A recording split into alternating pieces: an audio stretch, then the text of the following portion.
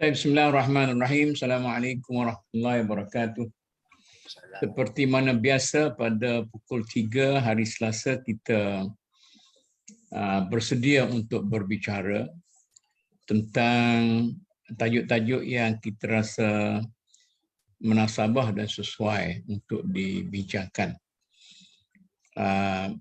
Pada minggu ini kita cuba menyentuh tentang soal perbezaan pendapat yang kadang-kala merupakan pertelingkahan di antara para ulama dan para pendakwah sesama sendiri.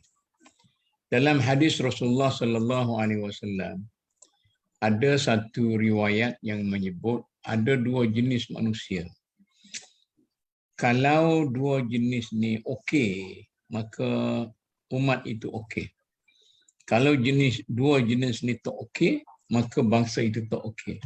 Iaitu satunya golongan ulama atau cerdik pandai dan yang keduanya golongan orang politik atau pemerintahan. Jadi sekarang ni dalam bidang politik kita macam kaca yang berkecai. Bukan saja pecah tapi pecah berkecai. Untuk disatukan balik adalah suatu yang kalaupun tidak mustahil tetapi amat sukar. Tetapi untuk berputus asa itu bukan tabiat seorang Muslim. Oleh kerana itu dalam kita berhadapan dengan perpecahan politik, orang-orang politik yang tidak lagi menghiraukan nasib bangsa kita untuk masa hadapan sebagainya. Tidak adil bagi kita untuk sentiasa melaknat mereka itu, mempertikaikan, mempersetankan mereka itu. Kerana pada pendapat saya, mereka bukan jahat sebenarnya tetapi mereka jadi mangsa kepada kejahatan masyarakat. Dalam satu perbincangan di sini, kita telah mengambil kesimpulan bahawa perbalahan politik yang tidak habis-habis berlaku dalam masyarakat kita bukan kerana orang politik kita itu jahat, tetapi oleh kerana ekosistem politik dalam negara kita sudah terombak dan sudah menjadi sesuatu yang tidak kerawan lagi. Oleh kerana itu, untuk membetulkan ekosistem ini, banyak pihak dalam masyarakat yang bertanggungjawab dan hari ini kita bincang salah satu daripada mereka yang diberi tanggungjawab secara jelas oleh Rasulullah, iaitu para ulama, dan termasuk juga dengan para ulama itu ialah orang-orang dakwah lah sebab bersama mereka. Jadi kalau sekiranya mereka ini bagus, maka masyarakat dan bangsa bagus. Walaupun orang politik berkelahi itu hanya 50% sajalah sebahagiannya. Oleh kerana itu, Cik Arun, Gian ni apa Cik Arun? Gian ni dia ketagih. Ketagih. Ya, ketagih. Tapi dalam istilah yang kita bincang ini suka berbalah.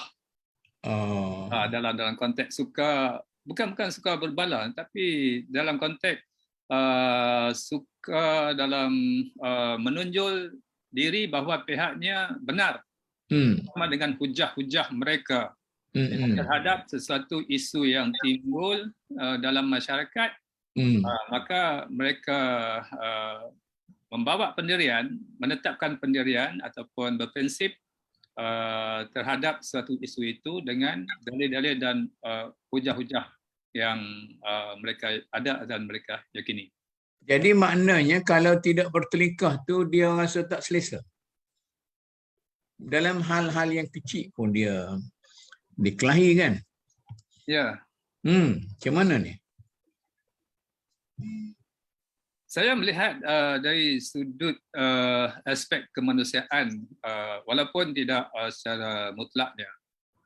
Kerana apabila perbelahan di kalangan ulama dan pendakwah ini, dia telah mewujudkan kelompok-kelompok yang tertentu Dan di situ adanya penyokong-penyokong masing-masing dan mereka akhirnya berdebat dalam konteks untuk nak menegakkan pendirian masing-masing, dan selama ini kita tidak nampak suatu bentuk ittifaq, maksudnya menerima perbezaan ataupun maksudnya bersetuju untuk tidak bersetuju, ya. Tetapi dalam banyak keadaan masing-masing membawa pandangan masing-masing dan tidak wujudnya suatu pendekatan untuk menerima perbezaan pandangan, ya, dalam konteks ataupun apa yang berlaku sekarang ini tentang sesuatu isu misalnya yang berkaitan dengan agama, berkaitan dengan persoalan ibadah misalnya.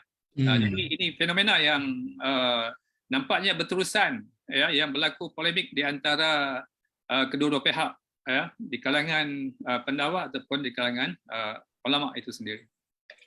Okey. Datuk Nordin, sebagai seorang pemerhati luar, saya percaya Datuk mempunyai pandangan yang tertentu terhadap para ulama dan para pendakwa. Jadi dalam masyarakat kita ni ada para profesional, ada politik, ada macam-macam lagi. Tapi kalau Datuk Nordin melihat dari luar, apakah status sebenar ataupun darjat sebenar yang dimiliki oleh para ulama dan para pendakwah dalam masyarakat kita lah, dalam konteks masyarakat kita. Jadi saya rasa Datuk boleh mengukur dengan secara adil kerana Datuk tidak mungkin bias, kecuali Datuk ni adalah pengikut kepada satu ajaran tertentu, tapi saya tak rasalah dia gondrong macam saya jugalah, sama-sama. Jadi saya ni pun, saya nak kata saya ni ulama tak sesuai, saya pun malu, sebab saya ni bukan kelas orang macam tu, orang yang nak kata something tidaklah, tapi macam jenis gondrong. Sila Datuk, kita nak dengar apa ulasannya. Ya Datuk. Bagi saya ni ulama dan pendakwa boleh jadi orang yang sama dan juga orang yang berbeza. Ya. Ya, dalam konteks ni kita kena lihat lagi ya. Ada yang ulama bila dia beri kelas-kelas agama sebagainya, saya itu bukan saya kategori sebagai pendakwah. Ya. Jadi ada ulama yang betul-betul fokus kepada ajaran Islam untuk dipanjangkan kepada orang yang mengikut lah segi agama ni. Pendakwah ni bagi saya dia ada campur aduk sikit bagi saya lah. Ya, dia segala dia masuk. Jadi bila disebut pendakwah ni kadang-kadang saya nampak dah ada elemen bukan agama sangat, ada faktor-faktor lain dalam dakwahnya itu. Mungkin melibatkan politik, ya, dan juga isu-isu sosial yang lain. Jadi ini kita kena bezakan. Jadi bagi saya ulama sebenar ni bagi saya tak masalah. Mereka ini memang berilmu, memang telah belajar dengan pasal agama Islam ni dengan sedar dalamnya. Jadi mereka tahu dan juga mereka mempraktik dan juga mereka menyeru. Ya, menyeru bukan sampai konsep berdakwah bagi saya lah. Iaitu mereka tumpu untuk memberi ajaran kepada umat Islam. Ya. Jadi ulama ni bisa menyatakan tidak masalah. Tapi bila menjadi pendakwah, ya, kononnya ada yang mengaku dirinya bukan ulama, tapi sebenarnya dia pendakwah. Itu yang saya jadi kadang-kadang agak kecewa, agak keliru kadang-kadang tu ya. Jadi macam mufti-mufti di negeri-negeri. Adakah kita kategori mereka sebagai ulama atau pendakwah? Kalau mereka ulama dan pendakwah dua-dua sekali, itu memang baiklah. Tapi saya perhatikan kalau mufti-mufti ini tak tahulah Datuk kategori mereka sebagai apa kan? Ya, kategori mana? Jadi kadang-kadang bagi Datuknya apa? Kategori mana ni? Mufti-mufti di seluruh negeri. Bagi saya mereka ni patutnya ulama lah bagi saya. Ya, kena lebih pada ulama lah. Segi pendakwah maksudnya bila pendakwah ni bukan isu agama saja, masuk unsur-unsur lain sekali. Jadi kan seorang ulama bawa unsur-unsur lain segi politik sebagainya, bagi saya lah pandangan saya ini banyak seorang pendakwah. Jadi saya perhatikan mufti-mufti ni more towards ulama bagi saya lah. Okey, dan juga pada penceramah dalam parti, khususnya parti PAS dan Badan Amanah ni, saya perhatikan mereka ni ada pendakwah. Banyak ada pendakwah. Maknanya oleh kerana mereka itu bergerak dalam ruang politik, maka mereka dikategorikan sebagai pendakwah lah, pendakwah politik dia tu, begitu kan? Dari segi konten dia, Datuk, bagi saya. Dari segi konten, ya. Konten percakapan mereka tu, ucapan-ucapan mereka tu. Jadi bagi pandangan saya, banyakkan unsur-unsur politik kan, jadi saya pergi dakwah lah. Sebab hari ini dia cakap lain, kemudian besok cakap lain, ditukar-tukar dekannya. Sekian hari mengikut keadaan politik pada hari itu lah. Jadi ulama mufti ni kebanyakan dia orang, saya rasakan banyak terhadap ajaran agama Islam, tapi kadang-kadang ada contradiction antara mufti-mufti. Itu satu juga yang saya perhatikan lah. Mufti Perlis dengan mufti Perak, mufti Johor, mungkin mufti Penang dan sebagainya. Nanti Datuk. Lepas ni kita bincang masalah contradiction tu. Maknanya satu pertelingkahan oleh kerana gian ke, oleh kerana apa, itu kita bincang lah. Ini saya nak minta Datuk Yusof Osman ni, dia ni bukan dalam kategori ulama, tetapi dia banyak bercampur dengan ulama dan pendakwah, dan kadang-kadang dia ni kita katakan sebagai pendakwah lah, tapi dia nampak tidak bersia ni. Datuk Yusof. Ini orang yang sangat dekat dengan para ulama dan pendakwah dalam masyarakat kita. Jadi bagaimana Datuk melihat apa yang disebut sebagai ulama dan pendakwah dalam masyarakat kita ni, macam mana kita nak sifatkan dia? Sebagai apa? Sebenarnya saya tak bersedia lagi ni, saya nak dengar dulu. Nak dengar dulu. Dengar dulu. Okey, tak apalah, tak apa. Datuk dengar dulu. Okey, kalau Datuk nak dengar dulu, saya nak mulakan dengan Cik Arun. Bagaimana kita melihat dan kita menilai. Kita melihat dululah. Dari segi benarkah apa yang disebut oleh tajuk ini, bahawa ulama dan pendakwah itu suka bertelingkah antara satu sama lain?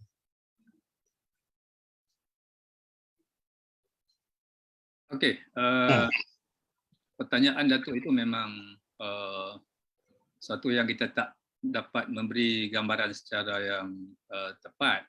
Kerana faktor-faktor yang berlegar di kalangan maksudnya pendakwa ataupun ulama ini, dia bergantung kepada bagaimana mereka melihat isu dari segi perspektif masing-masing. Maksudnya dari segi kefahaman mereka terhadap dalil-dalil yang berkait dengan isu yang timbul dalam masyarakat. Jadi masing-masing membawa pendekatan mengikut kefahaman nas ataupun hujah yang mereka miliki. Kadang-kala dalam konteks negara kita ini, satu perkara yang perlu kita ingat iaitu tentang istilah ulama itu. Sebab kita berhadapan dengan krisis authority, ya, yang dikatakan ulama itu sebenarnya bagaimana? Siapa? Apakah ciri-ciri seseorang itu boleh dipanggil sebagai ulama? Kalau seorang pendakwah ni dia tidak menjadi masalah lah, ya, sebab kalau dia ada ilmu sikit, dia ada kepetahan untuk bercakap dan sebagainya, dia boleh ya menjalankan peranan ataupun tugasnya di mana-mana di kalangan masyarakat. Ya, dibacakan di surau kah, dibaca hadis 40, dibaca kitab tafsir dan sebagainya. Tetapi persoalan yang lebih tuntas dalam konteks untuk kita nak melihat satu istilah yang kita pakai, kita tidak boleh melihat secara sewenang-wenangnya menggunakan istilah ulama itu. Ya.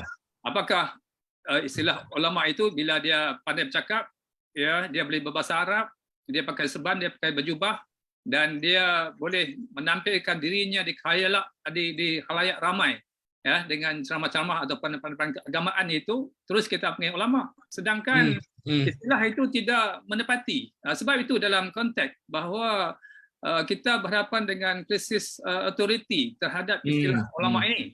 Jadi ini perlu kita lihat dulu sebelum kita nak membincangkan tentang ulama. Kadang-kadang kita katakan ulama, tapi dia bukan sebenarnya mencerminkan ciri-ciri seorang ulama.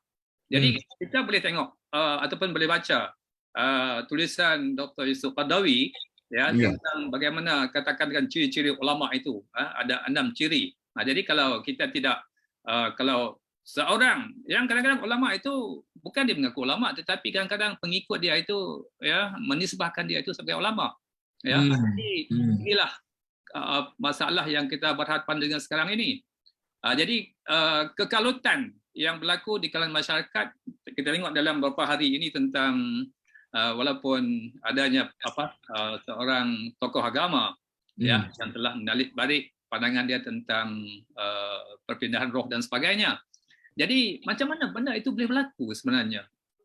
Kerana beliau mempunyai latar belakang pendidikan yang tinggi, mempunyai ramai pengikut dan sebagainya, tetapi sesuatu pandangan yang bertentangan dengan agama, dengan tentang hukum, ya, boleh dia ceritakan, ya. Jadi ini merupakan polemik, ya. Kita katakan sama ada itu ulama ataupun pendakwah, ya, sebab peranan pendakwah ini ataupun ulama ini adalah untuk memandaikan masyarakat, memberikan dalil-dalil hujah agama secara yang tepat, bukan secara yang taksub. Jadi kalau kita katakan adakah berlakunya golongan di antara pendakwah ataupun ulama ini mereka suka untuk bertelingkah, kemungkinan benda itu kita rasai, ya, dalam konteks negara kita ini dalam beberapa dekad yang lalu ini, ya, sebab ramai sekarang orang belajar, orang balik daripada Timur Tengah, ya, orang balik daripada Barat dan sebagainya itu, jadi membawa kefahaman, ya, masing-masing, ya. Jadi ini kita tidak dapat elakkan, ya. Jadi itu kemungkinan asas, ya, untuk kita lihat, ya, kalau berlakunya pertinggahan, ya, apatah lagi sekarang ini, ya, mereka yang mendakwa mereka itu berada di aliran ahli sunnah wal jamaah, ya, dan satu lagi mengatakan menuduh mereka ini adalah golongan Wahabi, Salafi dan sebagainya. Jadi ini adalah titik tolak, ya, kepada krisis ataupun polemik berkaitan dengan isu-isu keagamaan dalam negara kita, dan kita tak dapat menjangkakan adakah sampai ke satu masa nanti ada satu titik tolak, berlakunya maksudnya ittifaq, ya, walaupun berbeza pendapat tetapi kita saling, ya, menghormati pandangan yang berbeza itu. Okey. Jadi saya takut jauh sangat. Saya nak ambil poin yang Cik Arun kata, sebab asasnya ialah kerana kecelaruan kita dalam menentukan siapa ulama dan siapa yang tidak sebenarnya ulama, kerana para ulama itu sendiri mengalami apa yang disebut sebagai krisis identity. Jadi tidak jelas ini ulama ke, ini tidak ulama ke, sebab identiti dia tidak jelas. Kadang-kadang kita hanya melihat kepada luaran saja. Kadang-kadang kita tak ambil kisah tentang luaran, asalkan dia cakap tentang ilmu tinggi dan di luar dia berkecamuk apa tu macam-macam pun, kita kata ulama kan ni. Jadi kita ni macam mana Datuk Nordin? Kita sebagai orang layman lah kita kira, kalau macam kita ni bukan ulama, macam mana ni kita nak berhadapan? Kalau antara beras dengan antah kita boleh bezakan, tapi dengan ulama dan so-called ulama itu, macam mana kita nak bezakan, Datuk? Ya, Datuk. Saya sebutkan tadi itulah antara ulama pendakwah, bagi saya ada banyak perbezaan lah, ya, ulama pendakwah. Tapi antara ulama tu yang mungkin orang sebut dia ulama, ya, interpretasi orang, dan Cik Arun kata ulama ni ada apa? Ada recognition kan? Maksudnya di segi undang-undang agama kan, majlis agama ke apakah kata dia Hmm. ulama. Jadi ini satu perkara yang susah kita nak draw line ni kan. Kata seorang ulama tidak, dia ada banyak grey area. Jadi dari segi pandangan ulama, antara ulama lah dulu saya ambil itu sebab dengan dakwah ni saya rasa beza banyak sikit lah. Antara ulama dengan ulama ni macam bagi contoh ni macam mufti kan. Mufti bagi saya mereka patutnya dalam kategori ulama. Ya, yang mana mereka mempunyai ilmu pengetahuan dalam bidang keagamaan Islam ni tinggi. Dari segi usuluddin ke syariah kan dan sebagainya. Ya. Dia memang tinggi. Jadi antara ulama ni bagi rakyat biasa lihat ni kalau selalunya dia membuat satu penyampaian yang boleh diterima pada masyarakat, maka dia memperkuatkan lagi status dia sebagai ulama. Tapi bila statement dia sudah keluar tu selalunya dapat dipertikaikan oleh orang lain. Jadi dia kategori ulama tu bagi saya akan menurun. Tambah lagi antara ulama dengan ulama. Contohnya antara mufti dengan mufti. Ya. Yang ni yang saya risau ni. Tapi saya lihat di sini macam kategori walaupun tak diiktiraf. Misalnya macam di Al-Ustaz ni imam besar Masjid Negeri Datuk Syekh Roslan. Saya kategori dia sebagai ulama. Ya, sebab dia tidak memberi dakwah lain pada segi pasal agama, mempelajari hal-hal agama. Ya, dan juga dia tidak keluarkan kenyataan yang berunsurkan politik. Tapi dia bukan seorang mufti. Di Kedah ni dulu pun ramai juga mufti, tapi ada yang mufti ini ada juga yang terlibat dalam politik. Mufti terlibat dalam politik. Ya, so maksudnya dia tak pergi kempen politik, tapi pada pandangan saya ni dia memihak kepada siapa yang melantiknya. Ya. Kuasa melantik ialah memang kuasa melantik di bawah tangan tuanku, tapi dapat pandangan daripada menteri besar selalunya lah. Ya. Jadi isu ni kalau jadi Kedah jangan Cik Arif pun tahu. Kalau kita boleh senaraikan balik siapakah mufti ni Kedah semenjak tengok sekarang kita mufti ketiga keempat sekarang kan, dulu tak pergi mufti di Kedah, dia pergi kadi besar di Kedah dulu. Kedah panggil Syekhul Islam. Ya, dulu kan Syekh Majid, Allahyarham Syekh Majid lah. Yang pas mufti pertama diiktirafkan sebagai mufti. Orang yang saya hormat tu Syekh Majid dah. Ya, dia pun dalam bagi dia tu saya lihat dia sebagai seorang ulama lah. Ya, betul-betul ulama. Tidak saya pertikaikan. Ya. Kalau soal politik ni satu yang dia tak setuju, dia duduk diam saja. Dia tak ambil side ke mana-mana. Jadi dia fokus kepada untuk ajaran agama dia pun dalam majlis fatwa kebangsaan. Jadi itu pandangan saya tu. Okey. Bagus. Okey. Nak balik tanya masalah pendakwah ni. Kalau Datuk esok nak cakap, dia bukalah mikrofon dia tu, unmute lah. Nak balik masalah pendakwah. Oleh kerana berlaku kekeliruan masalah pendakwah dan sebagainya ni. Datuk esok dah buka dah. Tanya Datuk esok lah. Ajak nak tanya Cik Arun tadi. Ada cadangan yang menganjurkan supaya para pendakwah ni distrukturkan menjadi satu golongan profesional. Jadi macam peguam, macam apa tu, bukan orang panggil apa tu tumbuh tak bertanam lah. Dimasukkan dalam grup tu, dilatih dan sebagainya. Malah dari segi ulama pula, saya pernah mencadangkan pada apabila Datuk Ni Aziz mula-mula jadi Menteri Besar Kelantan, dia jemputlah orang macam saya ni. Saya pergi tak kira parti, saya bukan orang tidak berparti. Saya mencadangkan supaya ulama itu diberi title. Yang dikatakan ulama itu mana syekhnya, yang mana mullahnya, yang mana maulananya, supaya senang kita nak. Kalau kat universiti, kalau seorang profesor kanan tu bercakap, jadi seorang PhD biasa dia rasa seganlah nak canggah itu, macam juga orang legal, begitu kan.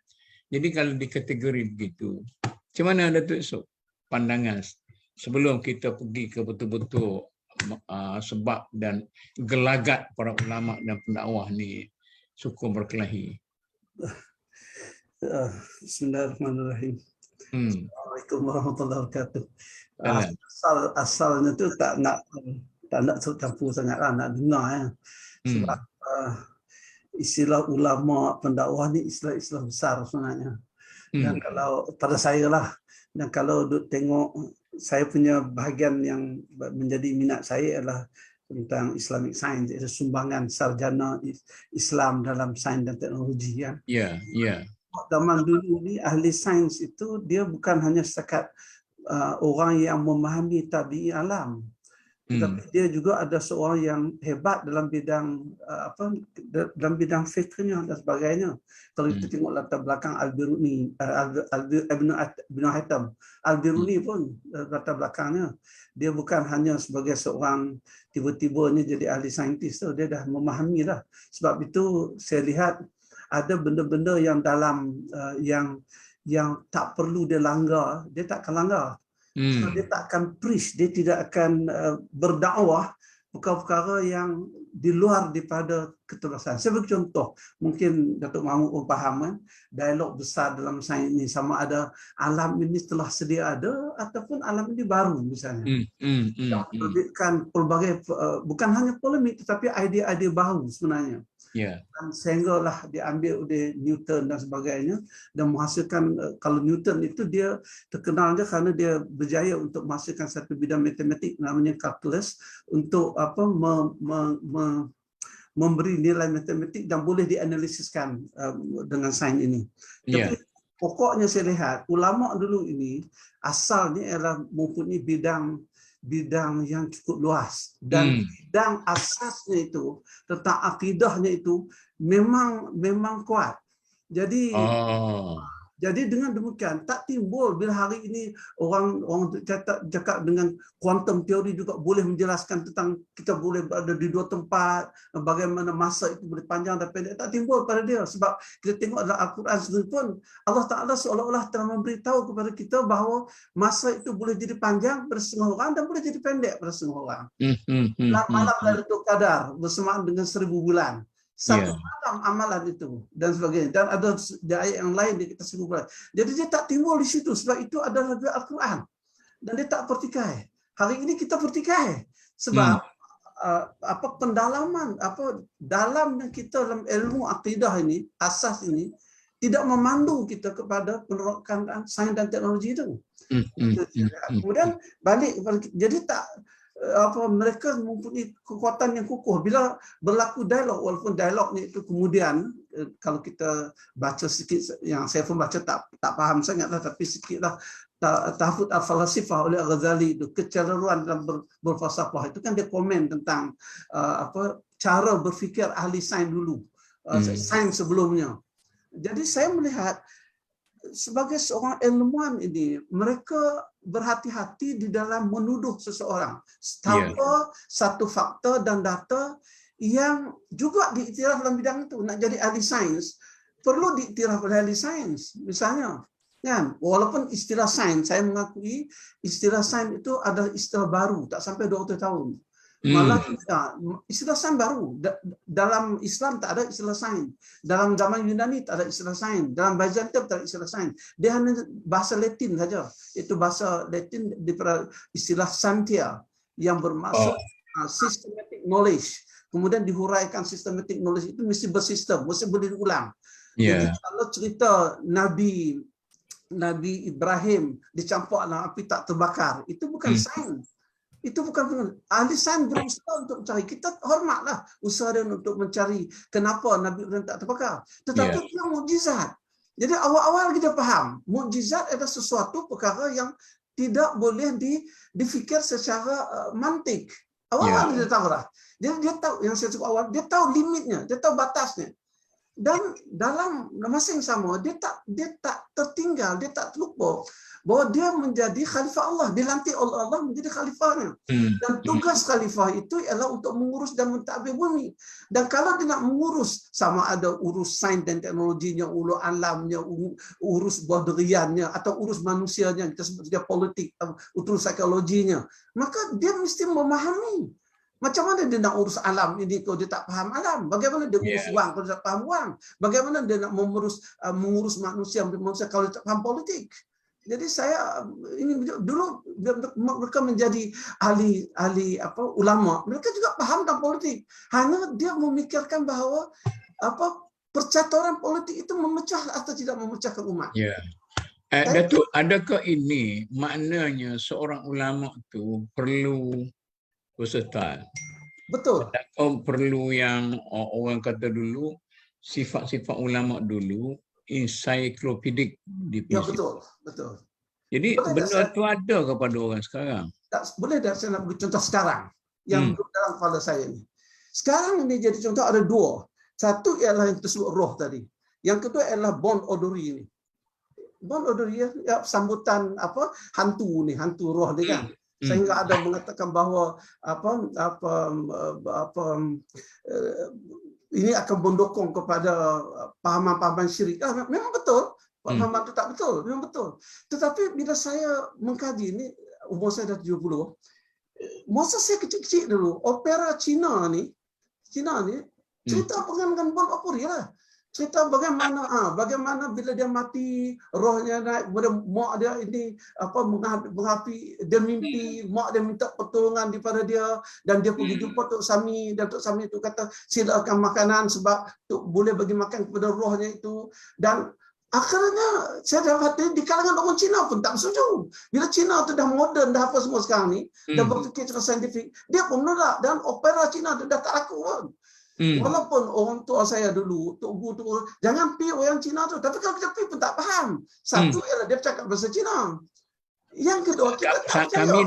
Kami di Kota Baru tak boleh tengok opera tu sebab dia main atas sutun. Betul. Ada. Kita tak boleh tengok bunyi ceng saja. Dan saya pihak orang Jepun pula. Bila orang Jepun ni, kawan saya nama Profesor Kosugi, alhamdulillah dia memeluk agama Islam. Dia beritahu kepada saya, Jepun ni salah satu mereka suka Japanize. Jadi bila ada orang Buddha datang, dia Japanizekan Buddhis itu. Konsep Buddha itu. Konfusius dia Japanizekan, Kristian dia buat aneh. Yang bagus ni ialah Islam dia tak perlu Japanize lagi. So Islam itu layak untuk semua orang. Layak Islam itu bukan berbicara tentang nak pakai jubah tak pakai jubah.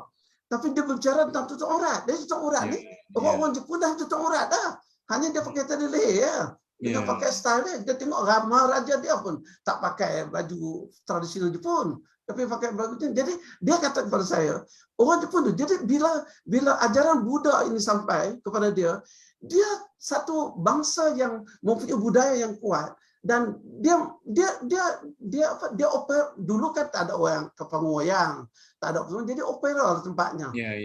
Dan katanya budaya ini pun dalam 500-600 tahun yang lalu ya. Sedangkan agama Buddha itu 250 tahun sebelum lahirnya Nabi Isa. Dekat 2,500 tahun dah sekarang ni. 2,500. Jadi maknanya bukan daripada ajaran Buddha yang asal. Kalau abad ke-13 ke-14 terlalu barulah. Jadi telah mengalami pelbagai. Kemudian orang Jepun ni, ini kemudiannya mengambil ini sebagai budaya dia. Kalau tanya pada dia pun tak percaya hantu roh ni. Dia tak percaya. Mana di sinilah pertikaiannya nah.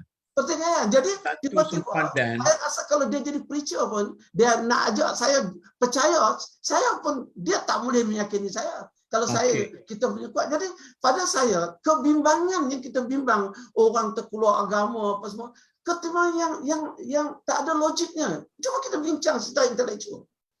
Kita bincang. Kalau berani lagi panggil orang kebudayaan Jepun, buat macam boleh bagi cerita tak pada kami tentang Bon Odori ni apa? Kita bagi respon secara Islam. Itu cara yang baik saya rasa. Okey Datuk. Saya akan balik semula kepada Datuk. Maknanya Datuk buat kesimpulan bahawa ada satu sempadan yang sukar kita selesaikan, maka oleh kerana itu kita berbalah kerana kita suka berbalah. Betul. Kalau kita jenis tak suka berbalah, kita jadikan itu sebagai satu sempadan yang tak perlu kita kelahi-kelahi lah. Nah. Tapi Ya. kita boleh jelas, tak tahu. Kita kena Ya. jelas. Sebab ini budaya orang Jepun. Macam juga budaya orang Barat. Tak perlulah kita kepada budaya itu.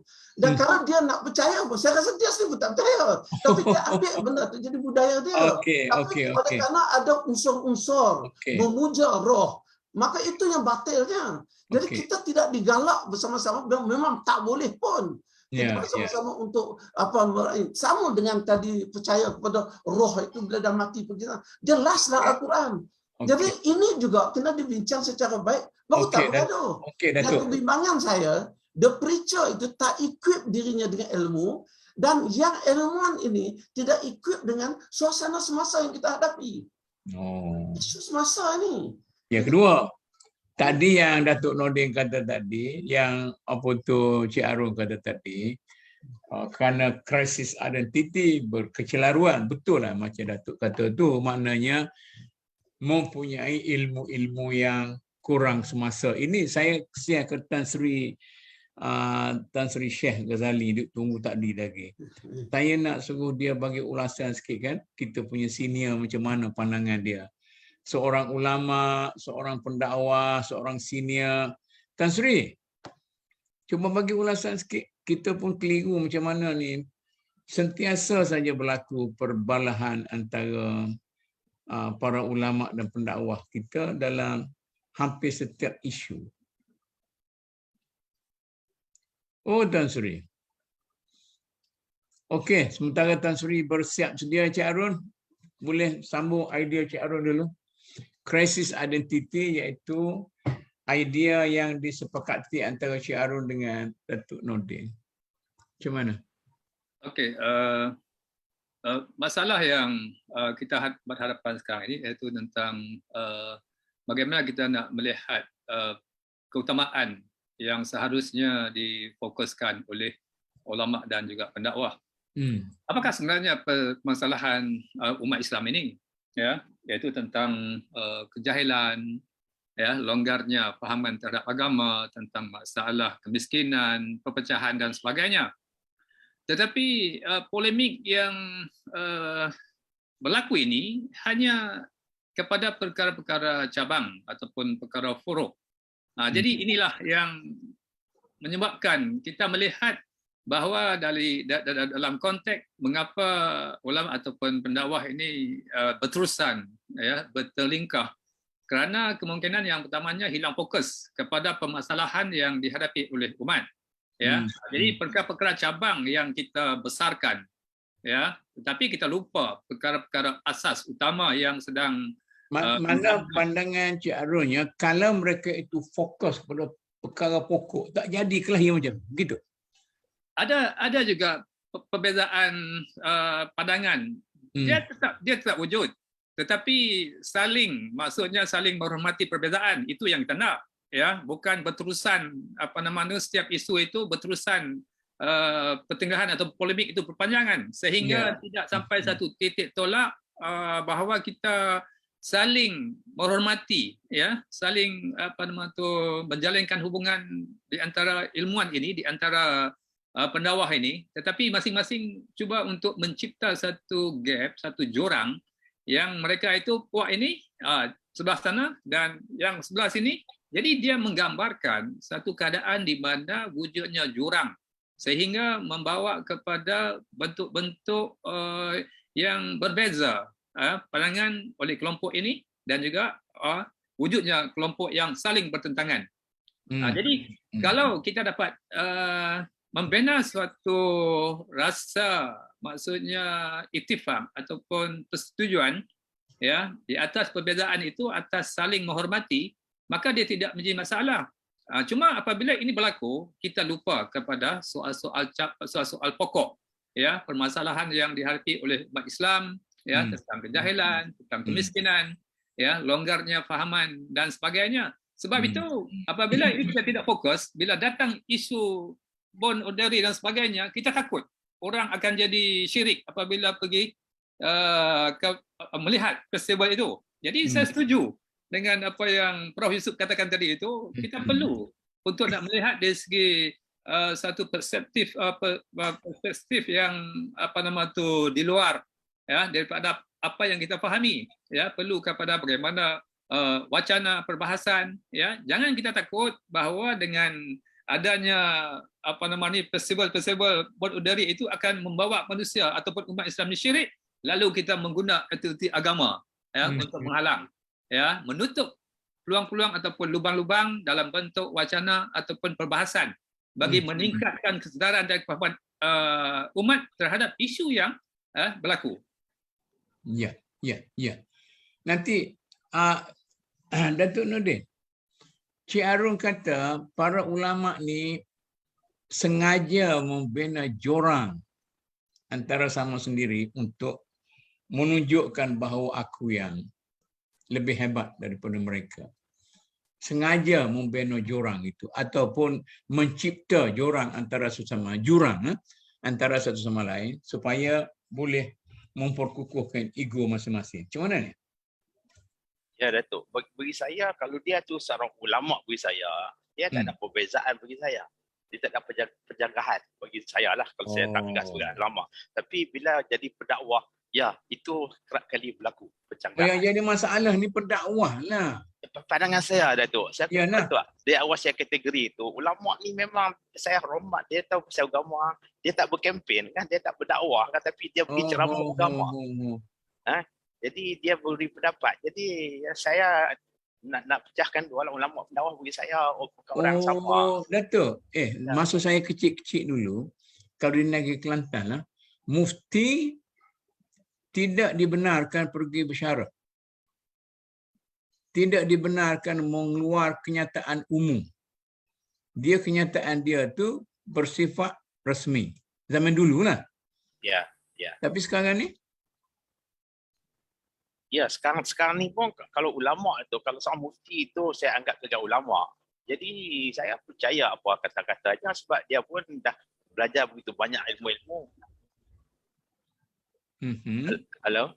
Ya. Okey. Ya, jadi itu yang saya sebut ulama tadi, Datuk. Ya.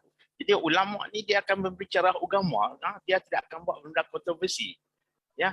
Jadi ulama sama ulama, mereka pun ada bersifat bersama mereka satu perkara yang mereka kurang pasti.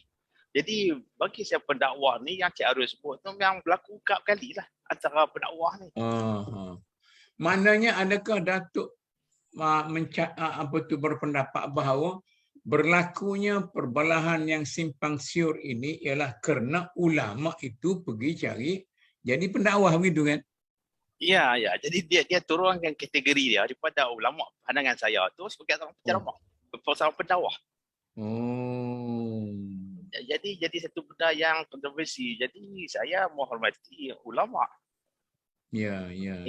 Jadi satu perkara yang kita was-was semua, pandangan saya kita buat budak ulama dan ada ijma' ulama-ulama menentukan sesuatu yang mereka boleh tahu. Contohnya Datuk baru ni kan, kerajaan nak hapuskan hukum gantung untuk dadah. Bagi saya tak tahu halal mana ada hapus atau tidak, tapi biarlah ulama menentukan dari segi hukum hakam Islam. Bagi saya. Jadi apa kita nak pertikaikan, Datuk kan? Sama ada nak tarik balik ke saya dadah semua ni kan? Saya jadi kontroversi kan? Kalau kita tidak tahu untuk menentukan, ada pihak kata ya, pihak tidak. Apakah kata ulama kita? Jangan tanya pendakwah. Pendakwah ni dia beri kempen itu ikut kepentingan dia untuk semasa. Dia ada perbezaan biasanya pendakwah antara pendakwah dengan pendiayah. Itu masa saya belajar dulu. Dia kata beza antara orang ni berdakwah, orang ni melakukan diayah untuk pandangan dia ataupun aliran dia ataupun grup dia dan sebagainya. Atau macam mana ni? itu semuanya masuk kategori pendakwah Datuk bagi saya. Oh begitu. Pendakwah. Ya. Ya, Mana dalam tu samalah. Ya, kalau dia betul ulama, dia tidak akan cerita benda-benda yang berbeza pendapat, yang berbeza bagi diri dia sendiri. Hari ini cakap lain, besok cakap lain. Ada betul juga. Dan juga bagi saya macam pendakwah. Masa saya di United Kingdom dulu.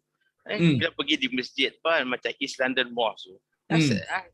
Saya lihat ada yang kumpulan-kumpulan kononnya tablik ni, yang muda-muda ni, bila kita pergi nak sembahyang, dia mari nak berdakwah dengan kita. Hi brother, dia talk about Islam.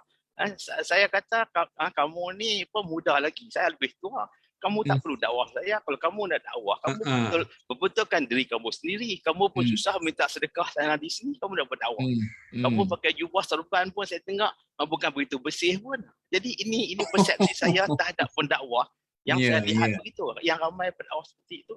Tapi mungkin kena kategori pendakwah high class dan low class, tak tahu Datuk. Mungkin kalau kita boleh kategorikan lagi kan. Saya faham lah ni, kalau Datuk kata Datuk ni orang East London, kita fahamlah orang ada pengalaman dengan pokok pendakwah ni. Ya Datuk. Jadi bagaimana? Jadi sekarang ni kita nak kategori mereka bagaimana? Datuk kan? Ya. Nanti kita tanya Tan Sri Syekh ni macam mana nak kategori ulama ni Tan Sri. Datuk Nordin seorang yang nampaknya orang duduk di kawasan tu orang yang banyak bergaul dengan Muslim community, dengan pendakwah, dengan gerakan Islam, macam-macam di situ kan, Datuk? Jadi mungkin dia yang duduk situ pun kadang-kadang keliru. Mungkin Tan Sri. Datuk Yusof, pengalaman kat US macam mana Datuk Yusof? US tak pernah kat UK kan? US tak pernah dekat UK kan? Kat UK, pengalaman kat UK macam mana? Pengalaman Datuk lah kat UK. Ya, kalau nak respon sikit pada Datuk Nordin tadi. Ya. Sebenarnya dakwah kan ada fiqh dakwah, ada kaedah dia. Kemudian tak sama orang dulu bawa Islam ke Malaysia ini, cara dakwahnya tak sama dengan negeri lain. Dia tak bolehlah nak diharungkan semuanya style satu kaedah saja kan. Jadi kemudian mungkin saya tak perlu teruskan tak perlu komen lanjutlah. Tapi tak tahulah dari satu segi saya pun tahu juga East London Mosque ni. Ya, pernah juga sebab katanya Cat Stevens pun peringkat awal dia memeluk agama Islam pun dia pun kat sana juga 1977 kebetulan saya kat sana lah masa tu. Jadi ya ada dua lah beza tadi. Saya nak balik pada yang tadi lah antara ulama dengan preacher ni. Kadang-kadang tu oleh kerana kita ialah nak menyampaikan sesuatu tapi maklumat tentang sesuatu yang kita nak sampai itu pun tak jelas kan, tak ada fakta yang lengkap. Jadi akhirnya kita sampai perkara yang tak jelas ya. Macam tadi lah kan, saya rasa yang Bon Odori ni dia adalah satu jawapan kepada masyarakat Jepun sana bila dia buat Association of Malaysian Japanese Friendship. Ya. Jadi dia nak tunjuk apa? Orang Jepun ni nak tunjuk apa? Dan orang dia memang very secular. Dan orang dia tak percaya benda-benda yang macam ni. Tetapi dia angkat benda itu menjadi dia punya budaya dia. Sama dengan upacara dia kahwin dan apa semua tu, kalau kita tanya dalam sikit, dia pun kadang-kadang ketawa juga hak yang ada akademik itu tentang apa yang dia buat itu. Sebab dia pun tak masuk akal. Sebab tu ramai juga kawan-kawan saya dekat UK sebenarnya dekat Jepun ini dia kata sebenarnya ini dakwah dia kata mungkin sedang memerhati Malaysia ini. Sebab apabila Malaysia membuat katakanlah bank Islam, walaupun kita tak claim 100% perfect dan sempurna, tetapi dia telah menyelesaikan beberapa isu dalam kalangan masyarakat. Misalnya penyelewengan dan tekanan yang disebabkan oleh riba yang dikenakan oleh bank. Ini bentuk dakwah. Jadi maknanya itu yang dikatakan oleh Datuk Nordin itu dengan Encik Arun, maknanya dalam hal-hal yang asas macam di bank, perbankan Islam kan, tak ada lah duk kelahi sangat. Sebab tu saya sebut juga, saya tak pergi kepada individu yang datang ke rumah ajak pergi masjid tu. Saya tak apa, saya hormatlah kaum saya pun dia tengok saya dia tak jadi cakap pada. Ya. Tetapi saya melihat yang lebih luas sekali. Kenapa kita tak pergi kepada Islam sebagai nizamul hayah, sistem hidup. Kita memperkenalkan ar-rahnu misalnya. Dan hari ini kita memperkenalkan wakaf misalnya. Dan saya masa minta maaf lah saya ni tak betul juga lah kan. Masa dekat UKM jadi pengarah Institut Nahdari di Amanah sekejap itu, saya minta JAKIM tolong saya. Buat apa? Pelajar-pelajar yang buat master PhD ni, dia akan balik di negeri dia besok daripada tak kira lah Palestin ke Jordan ke mana, dia akan jadi somebody. Bagaimana orang Malaysia ni bila balik daripada England dapat PhD dia jadi pensyarah di pekerjaan jawatan tertentu. Boleh tak kita buat satu program, kita jelas kepada mereka ini. Macam mana kita run tabung haji? Bagaimana kita run ar-rahnu? Bagaimana kita jalankan konsep halal dan sebagainya? Macam mana certification itu kita lakukan? Tapi itulah kita minta orang tabung haji kan. Hari ini tabung haji jadi minta malang lah laku. Dia sebagai satu contoh. Malah saya disebut sesuatu yang dunia mengharapkan sesuatu. Rupa-rupanya orang Islam ini yang dikatakan di dalam miskin ini, bila dia diminta untuk kumpul wang untuk beribadah, banyak wang yang boleh kumpul. Banyak wang dia boleh kumpul. Dia boleh misalnya. Dan saya rasa orang di Pakistan, di India yang sokong masjid itu apa miskin itu, dan ini bentuk dakwah yang lebih, saya rasa lebih sistematik, lebih menyelesaikan masalah daripada hanya nak pergi mengajar masjid, nak pakai jubah. Yalah itu pun penting, saya tak kata tak penting. Jadi dakwah dalam bentuk. Dan hari ini saya agak kecewa apabila orang melihat Malaysia, dia tengok rasuah. Hanya nak sebut dia. Nak sebut da'iyah kan ni? Memang betul pun berlaku. Mahkamah pun berlaku. Dan kita nak minta supaya rakyat Malaysia ini membenci rasuah ini. Tak kira siapa yang buatnya. Jadi ini juga adalah bentuk dakwah bahawa Islam bukan hanya menganjurkan supaya kita buat apa wakaf dan sebagainya, tetapi sebagai bentuk dakwah kita membenci rasuah ini. Kita menolak rasuah ini. Kita tak terima rasuah ini walau setinggi mana yang pegang. Jadi kalau kita boleh bersatu dalam benda-benda ini dakwah. Pastinya lah ulama nak datang bercakap tentang apa hukuman. Tapi dalam masalah rasuah pun kita kelahi juga. Ya, memang betul. Sebab ada kepentingan-kepentingan lain. Apabila orang menggunakan kepentingan politik, ini jadi masalahnya. Kita nak benci politik. Kalau kita tak pegang politik, jadi masalah pula. Tapi bila kita pegang politik, kita dibuatkan masyarakat, pecahkan masyarakat, juga satu masalah. Jadi kita guna. Jadi saya tak tahu dalam masa ini mungkin kita kena sit down, mungkin membuat satu wacana ke ataupun membuat satu bingkai. Datuk, saya sudah menganjur beberapa kali perjumpaan ulama pendakwah. Orang tu tak nak hadir. Dan saya takut memang masuk begini, dakwah yang besar dia punya apa itunya, kita kecilkan kepada ruang lingkup yang sebut di London semua tadi lah. Pagi ajak dia pergi sembahyang, dah lah ajak sembahyang lagi.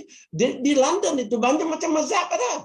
Sebab itulah sembahyang raya menjadi 2-3 kali. Kita tahu Datuk Nordin ikut mana raya. Ikut Arab ke ikut India. Banyak berkelahi. Saya pergi ke Islamic Foundation. Sebelum COVID itu. Dia jumpa kawan saya Dr. Manazir Hassan. Kita bincang. Dia kata when I was bila saya dekat Birmingham tahun 80 itu, ada satu masjid dekat Leicester. Di situlah kami cari makan halal sebagainya. Hari ini ada 40 buah masjid. Tetapi masjid yang depan rumah dia pun dia tak pergi. Sebab ini masjid daripada Ghana punya grup. Yang ini daripada Pakistan punya grup. Nampak? Nampak apa pecahan? Ini di kalangan kita. Dia tak dekat di Malaysia. Saya kata kalau itu berlaku, dalam masa yang sama kita nak supaya Mak Saleh ini orang Kristian ni, orang intelektual. Okey Datuk. Kalau macam tu saya nak mencadangkan supaya kita mengajak para ulama dan para pendakwah kita balik kepada masalah pokok yang asas dalam agama. Jadi isunya bukan tak mau mereka itu berkelahi, mana isunya tak mau supaya mereka habis masa berkelahi dalam hal-hal yang ranting, gitu kan? Ya, saya setuju. Setakat nak tengok perbezaan janggut kita, pakai jubah kita dan sebagainya. Sampai kita akan bergaduh dan kita anggap itu sebagai satu dakwah yang besar. Kepada saya nak janggut macam mana? Janggut saya macam janggut Cina, tidak macam Datuk Sob. Sama dengan Bon Obori tadi. Rasulullah bertawaf di sini Kaabah itu banyak berhala. Tapi Rasulullah bukan bertawaf kerana berhala itu. Jadi sama dengan kes Bon Obori itu, walaupun sebenarnya kalau kita kata yang saya tak mungkin tak pergilah. Jadi kita nak melihat bagaimana bentuk budaya kepercayaannya dan dengan memahami mereka, kita boleh bagi dakwah mereka dengan guna intelektual. Tetapi di berawal lagi Rasulullah kata, hancurkan semua berhala ini. Saya rasa pasti orang Arab marah. Tapi Rasulullah tak menggunakan pendekatan itu. Dia hadir di tengah-tengah mereka dan dia tak bertuhankan tuhan-tuhan berhala itu, tetapi dia masih bertawaf, beribadah kepada Allah. Itu besar itu. Jadi kita seorang preacher, seorang pendakwah, pendekatannya apa? Saya tanya. Bila mendengar bond orderi ini. Ini yang jadi kita. Jadi bila kita bincang di soal bab kecil ini, saya dah sebut juga lah anak saya lah. Saya buat usrah mengenai dengan anak saya. Apa begitu sebab anak benda besar yang sulung pun dapat 5 tahun dah. Saya kata hati-hati benda yang macam ni. Sebab mau tidak mau, realiti kita hidup di kalangan masyarakat majmuk. Kawan-kawan kita yang bukan Islam dan sebagainya, dia marah bila kita menghina agama ni. Jangan hina, lakum dinukum waliyadi. Rasulullah tak benarkan. Tetapi dengan bergaul dengan mereka ini, kita perjelaskan, kita menyaksikan. Okey, Datuk. Okey. Itu maksud saya lah, dakwah saya. Okey, saya nak minta Cik Arun. Cik Arun apa tu ulas apa yang Datuk kata tadi supaya kita punya perbincangan ada continuity ya. Okey, terima kasih Prof Yusuf tadi. Begitulah sepatutnya kita melihat dalam jalur baru kita punya subject matter ni ataupun target kita, ya, kita tidak melihat dalam konteks perkara-perkara ranting. Jadi istilah-istilah kalau kita nak melihat isu-isu ini, kita sendiri yang mencipta istilahnya, misalnya pendakwah, penceramah bebas, agamawan dan sebagainya. Ya. Jadi kalau kita berbincang kita katakan ulama dan pendakwah, tetapi ada istilah-istilah yang lain iaitu penceramah, istilah yang lain agamawan. Kan? Jadi apa makna semua ini? Apa yang membawa apa kita nak define macam mana? Orang-orang agama yang bertanggungjawab balighu anni walau ayat sampai daripada aku walaupun satu ayat ini, ya, itu dalam hadis, ya. Jadi kita nak meletakkan diri kita tu macam mana. Jadi sebab itu kadang-kadang itulah katakan pendakwah, katakan penceramah bebas, agamawan. Jadi istilah-istilah ini kadang-kadang kita tidak fahami. Misalnya istilah agamawan misalnya.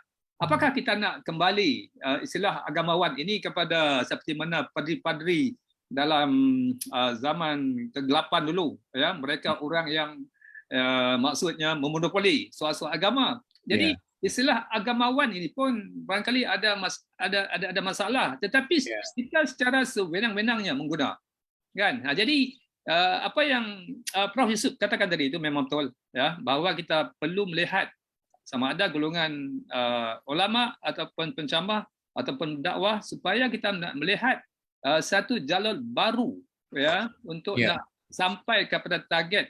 Bukan kita bertelingkah soal-soal ranting, soal-soal cabang yang banyak membuang masa, tetapi kita meninggalkan, ya, satu ruang utama yang lebih besar, iaitu tentang kejahilan, tentang kemiskinan, perpecahan, amalan agama yang longgar. Jadi kalau kita ambil satu contoh seperti mana yang Prof Yusuf katakan tadi, contoh Bon Odori misalnya itu adalah sebagai satu titik tolak untuk kita nak melihat, ya. Jadi janganlah kita gunakan autoriti agama untuk nak menghalang, jangan pergi. Kalau pergi kemungkinan kamu akan jadi syirik dan sebagainya. Jadi ini masalah dia. Apabila kita berfikir secara yang lama melihat sesuatu isu itu sehingga, ya, sikit-sikit saja dia boleh membawa kepada terjejas akidah dan sebagainya. Walaupun, ya, benda itu belum pasti lagi, ya, belum tahu lagi, tetapi dari segi hubungan kebudayaan, bagaimana kita nak membina pemikiran masyarakat kita untuk memahami budaya, untuk memahami cara mereka beragama dan sebagainya, barulah kita jelas, ya, tentang kita punya pemikiran, ya, tentang agama-agama masyarakat yang lain. Tetapi kalau kita nak mengambil satu pendekatan, ya, secara autoriti untuk nak keagamaan, untuk menghalang masyarakat kita daripada melihat, memahami dan juga mengkritik, ya. Soalnya tadi macam Prof Yusuf katakan tadilah, ya, kita beri hujah kita, ya, dari segi Bon Odori itu katakan upacara keagamaan, ya, kita lihat, ya, supaya mereka memahami perspektif kita, ya, dengan cara berwacana, berbahas dengan mereka itu. Dan inilah, ya, yang sebenarnya yang kita lihat dalam bentuk pemikiran jalur baru ya masyarakat untuk menghadapi isu-isu yang menghambat kehidupan kita hari ini. Okey, Cik Arun. Berfikir secara lama dalam memahami isu baru. Macam mana Datuk Nordin? Ini satu mutiara yang dikeluarkan oleh Cik Arun tadi. Macam mana ni?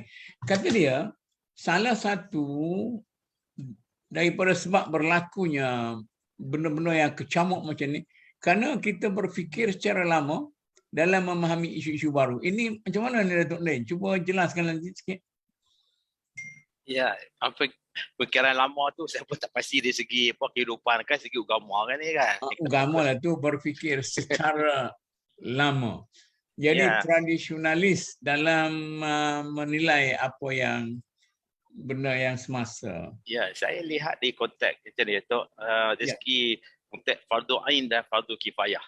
Ya, ya. Ya, bagi saya sebab saya ni orang agama Islam yang biasa ni tak pandai ilmu agama. Jadi siapa kan sama lah kita hari ni ni.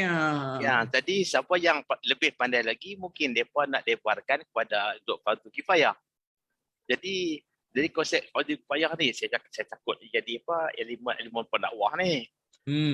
Ya, jadi pendakwah pun Cik Arun pun setuju. Jadi kita ada banyak kategori, yang mana satu panggil pendakwah ni kan, kategori mana kan. Setengah kategori pendakwah ni dia berberi ceramah yang level tinggi seperti ulama. Kan, dia cakap pasal apa bukan pemikiran sendiri, dan itu membanyakkan daripada apa ajaran-ajaran Islam yang sebenar kan. Dia cakap begitu. Ini saya dah tak nafi tadi, ini saya panggil kategori ulama. Ya. Jadi bila pendakwah ni, saya tengok dakwah yang saya dapat lihat yang boleh berperanan dakwah ialah kategori bagi mereka untuk menyebarkan agama Islam. Ya. Itu saya setuju sebagai satu konsep yang solid pendakwah. Ya, dia pergi memberi dakwah untuk membawa orang-orang bukan Islam untuk meluk agama Islam dengan cara yang baiklah.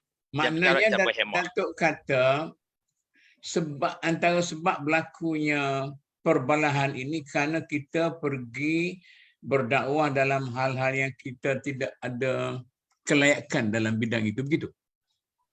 Iya, maksudnya begitu lah Datuk. Kadang-kadang tu benda-benda kontroversi kan. Kadang-kadang dia suka buat kontroversi juga, bukan segi yang salah saja. Jadi bila dakwah ni banyak kategori. Contohnya di Negeri Selangor, Tuanku Sultan Selangor telah tarik balik watikah untuk orang politik mendapat watikah untuk berdakwah sebagainya. Kenapa ini berlaku di masjid-masjid ni kan? Jadi sebab banyak kategori pengajaran melalui pendakwah ni yang bagi saya menyesatkan atau mengkonfiskan orang Islam khususnya. Jadi kalau dia fokus sendiri untuk sebagai pendakwah untuk menarik orang-orang masuk Islam, saya ingat itu very clear cut lah. Ya, tapi bila dakwah nak tunjuk dia lebih Islamik daripada orang lain, yang jadi pertelingkahan itu. Maknanya kita pergi bajak ladang yang sudah betul-betul terbajak dengan baik, ladang yang terbengkalai kita tak pergi bajak. Ya, maksud begitulah kalau analoginya itu kan.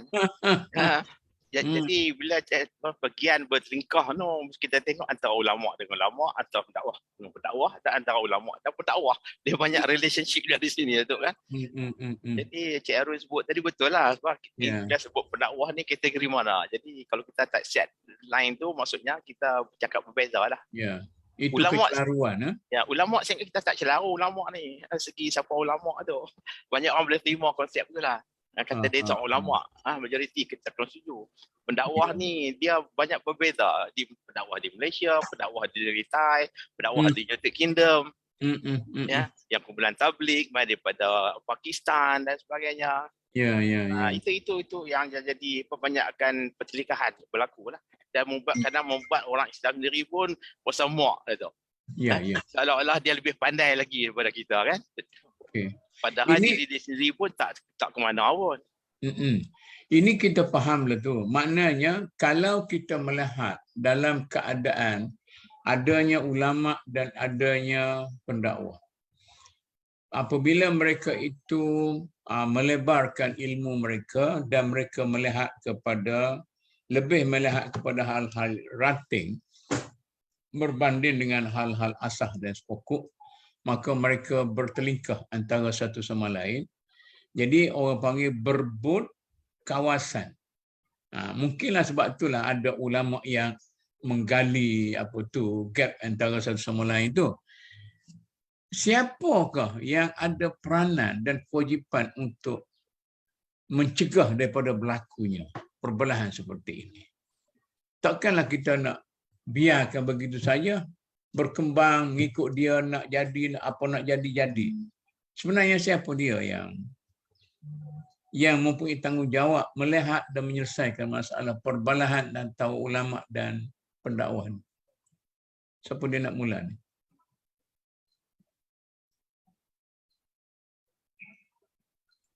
Minta komen lah, minta Saya tak tahu.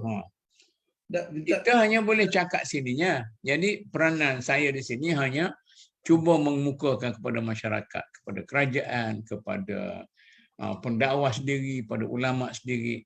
Jadi ternyata ada kes. Kalau kita duduk di mahkamah, dia kata ada kes perlu dibicarakan.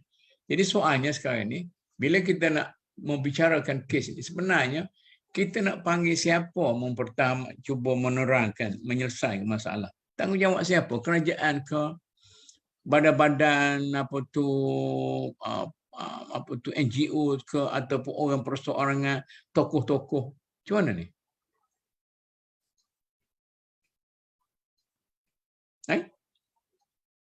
mungkin Tan Sri boleh ini ke Tan Sri, nampaknya Tan Sri memilih untuk berdiam diri.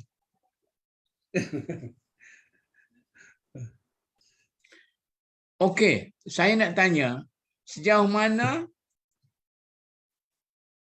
peranan kerajaan dalam menyelesaikan perbelahan ini, ataupun kerajaan tak sepatutnya campur? Ada dua pandangan kan? Kerajaan patut campur tidak? Yakin, Yadim, Jabatan-Jabatan Agama Negeri, sebagainya. Sama ada mereka patut campur atau tak patut campur. Biarkan supaya ulama dan pendakwah ni selesaikan sendiri masalah mereka. Cuma dia menstrukturkan bagi tauliah, tak bagi tauliah, itu saja. Sangat limited. Macam mana ni? Tan Sri Syekh dia memilih untuk duduk diam. Tan Sri. Okey. Ataupun badan-badan pergerakan dakwah yang boleh mewakili komuniti ini, ataupun orang awam, ataupun ahli-ahli akademik, ataupun orang-orang pemimpin masyarakat. Kita ada banyak dalam masyarakat kita. Jadi tadi kita berpijak hancurnya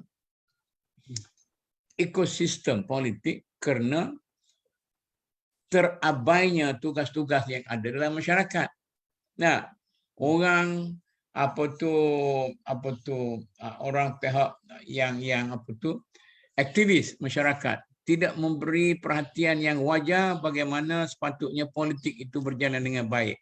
Orang agama asyik dengan berbalas sama sendiri tentang hukum-hukum furuk dan tidak cuba membimbing orang politik supaya boleh berpolitik dengan secara sejahtera dan sebagainya. Kemudian kerajaan sendiri pun selalu bias, duduk belakang orang politik, tidak merupakan satu. Padahal dalam masyarakat kita ini, apa yang dikatakan kerajaan itu sebenarnya ada kita satu kerajaan. Kalau tidak ada orang politik pun dia boleh memerintah negara ini. Itu. Macam mana ni? Coach Arun anggap siapa dia nak mula ni? Okey, Datuk. Ya. Kita ada susul lapis dalam sistem keagamaan ini dari segi bidang kuasa, tentang MKI, tentang kedudukan raja-raja sebagai ketua agama negeri. Ya, kita ada jabatan, satu jabatan di peringkat pusat dan juga peringkat negeri yang ambil cakna tentang permasalahan agama ataupun Islam sendiri. Jadi soal yang Datuk lontarkan tadi dari segi apabila berlakunya perkara-perkara isu-isu pertengkaran, isu-isu yang sebagainya itu inilah yang kita nak melihat satu bentuk ataupun satu mekanisme ya yang boleh kita guna pakai ya dalam konteks untuk nak melihat ya satu bentuk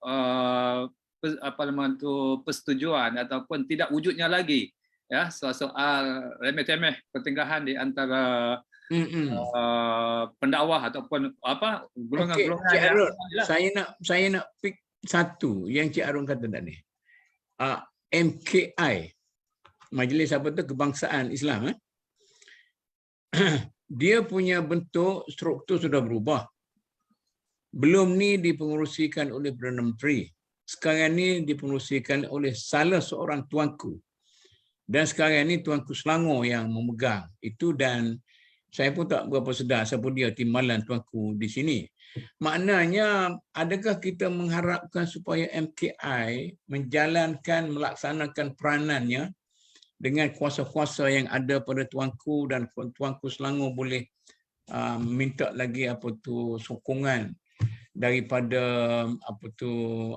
adinda kekanda tuanku yang di seluruh negeri-negeri supaya MKI cuba menyatu padukan para ulama dan para pendakwah ini supaya tidak lagi berbalas sama sendiri dan sebagainya. Itu mekanisme tu mereka itu yang macam mana ni? Soalnya sekarang, adakah wujudnya kesedaran di kalangan pada peringkat MKI ataupun ya terutama sekali ya pada peringkat tentang bahawa kita berhadapan dengan suatu krisis. Jadi adakah kesedaran di kalangan mereka yang berada di MKI itu ya tentang perlunya satu formula untuk mengharmonikan amalan, kepercayaan, pegangan agama di Malaysia ini ya seperti mana yang kita telah bincangkan ya tadi. Jadi ini kalau MKI sedar ya ada kesedaran bahawa kita berada dalam satu situasi yang tidak menyenangkan ya tentang keharmonian ya ulama-ulama ataupun pendakwah tadi itu saling percakaran atas isu-isu yang bersifat ranting misalnya.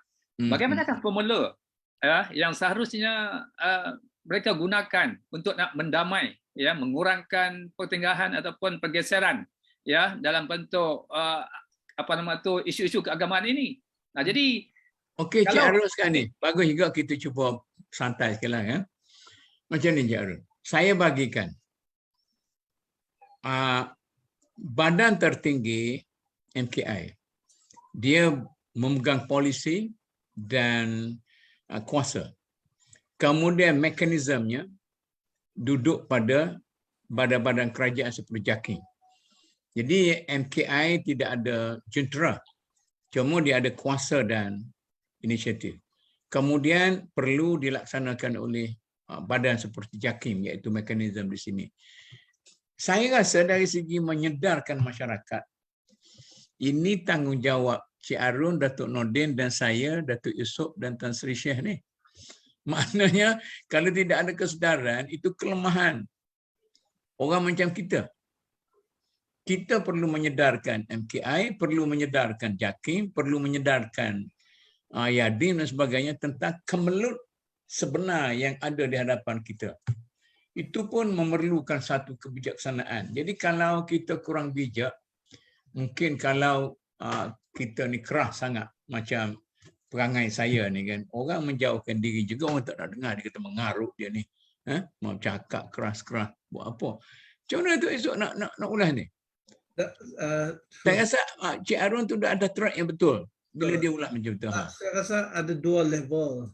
Satu level individu. Sebagai individu kita masih bertanggungjawab untuk melakukan dakwah dan untuk sebagainya lah, untuk mencegah yang kita mampu buatlah di dalam ruang yang kita mampu buat. Itu tak boleh semua juga. Dalam keluarga misalnya, of course kalau keluarga itu ibu bapanya tak di-empowerkan, tidak ada kuasa untuk menegur anak, siapa lagi? Jadi ada peringkat individu, samalah guru, dia ada peringkat. Tapi yang keduanya ada satu lagi level di mana level institusi. Yang apa Datuk sebut di MKI sebagainya itu sudah institusi. Dan institusi ini pun ada level-levelnya. Kalau dari segi pendidikan, ada level sekolah, ada level kementerian, ada level di apa tingkat negeri dan ada level di pusat. Balik kepada pendidikan Islam, ada lagi level yang diberikan oleh negeri punya, iaitu Fardhu Ain, dan juga ada yang pusatnya juga. Jadi balik kepada jadi bila kita lihat ada kelemahan di dalam apa dakwah tadi ataupun keceraluan dan sebagainya, maknanya ada tak kena di mana-mana dalam institusi ini. Ya. Individu ataupun sama ada institusinya. Kalau individu, kalau dia tak ikut kursus, tak tahu apa itu suami, seorang ayah, macam mana dia nak mengurus rumah tangga dia? Jadi rumah tangga yang asalnya itu sebuah satu institusi yang di dalamnya itu ada sistem pendidikan, sistem kepimpinan, sistem untuk membangunkan ekonomi, sistem untuk membangunkan agama dan sebagainya itu dia tak faham. Jadi di situ kita tak mengharapkan hari ini dia dirikan rumah tangga, besok dia boleh faham. Tapi di mana-mana dia kena usaha sebab dia nak involve dalam itu. Dia nak menjadi suami, dia kena cari buku lah, kena baca lah, kena belajar lah. Itu juga kalau nak jadi pensyarah. Hanya dapat PhD saya fikir, bukan itu saja. Tapi dia kena buat research, dia kena betul kerja, dia kena bagi menyampaikan ilmu sebagainya. Datuk boleh hurai kepada kita apa yang disebut sebagai usaha yang kolektif? Yang kedua iaitu usaha yang melalui institusi yang dilakukan dan kemudian kita ada kepelbagaian. Di sana ada pihak penguatkuasa dan sebagainya. Jadi kalau semuanya tak berjalan secara kolektif tadi, cara yang masih ada something yang tak kena.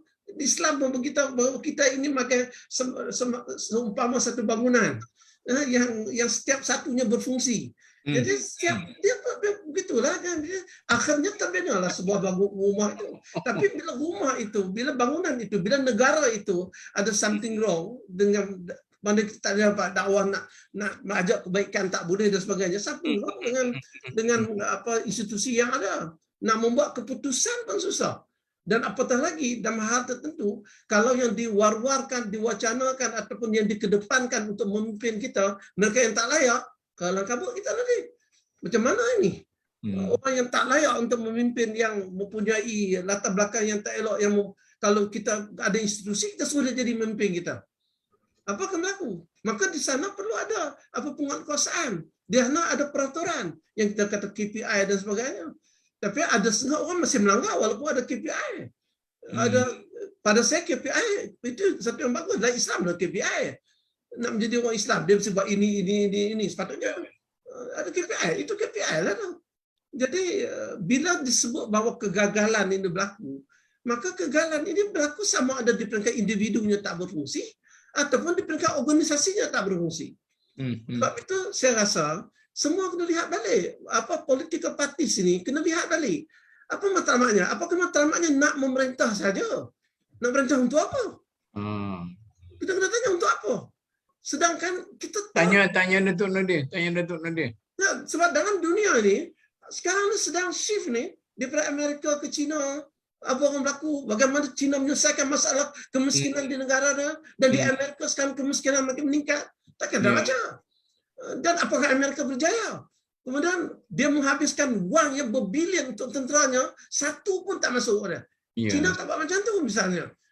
Semua orang hidup dalam aman damai, tapi negara Islam, there's something wrong. Kalau orang menyalahkan Islam kerana umat Islam dihina, tak betul. Kerana bila hak kita nak baik, kita tak dibenarkan. Kita tak dibenarkan untuk menunjukkan bagaimana dalam sistem berorganisasi kita nak organize secara Islamic way. Dalam Islam ini kaedah ada sistem syuranya, ada sistem untuk membuat keputusannya. Kita dinafikan. Yang dilantik menjadi pemimpin di negara Islam kebanyakan yang ada masalah.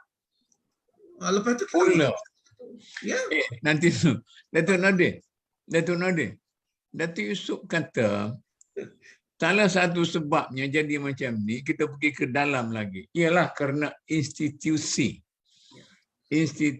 ulama, institusi dakwah, institusi mekanisme macam-macam institusi dalam masyarakat kita ni tak berfungsi dengan baik. Gimana ni? Ya, Datuk. Saya tak salahkan institusi ini, yang penting sini saya sisi ulama. Datuk, saya percayaan Datuk. Saya Apa itu clear dah pandangan Ya. Datuk Nordin masalah institusi ulama tu okey. ulama clear. Okey. Jadi Clear. Jadi yang tak, macam Datuk Yusof kata ni bukan institusi ulama itu. ya, itu Macam cara institusi macam wadah pendakwah. yang menangani, yang membantu menyelesaikan dari segi kita katalah jentera lah, tidak berfungsi dengan baik.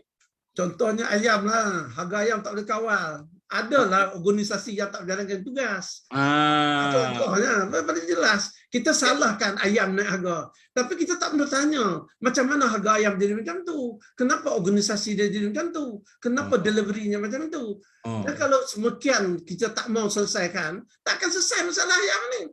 Tak selesai. Tak ambil kesempatan pun. Jadi contoh begitulah. Ya, betul.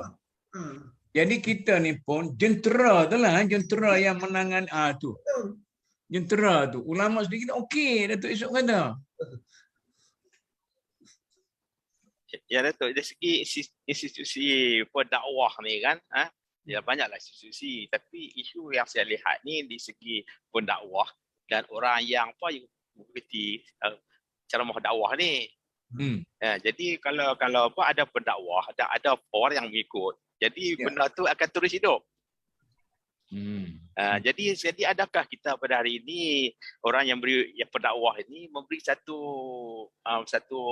elemen yang negatif kepada rakyat? Itu kita persoalkan sekarang ni. Ya. Ada orang cadang, Datuk. Ya. Saya tengok satu seminar. Dia kata sampai sekarang ni pendakwah kita terlampau ramai. Lebih ramai daripada yang diperlukan. Jadi dia kata nak selesai macam mana?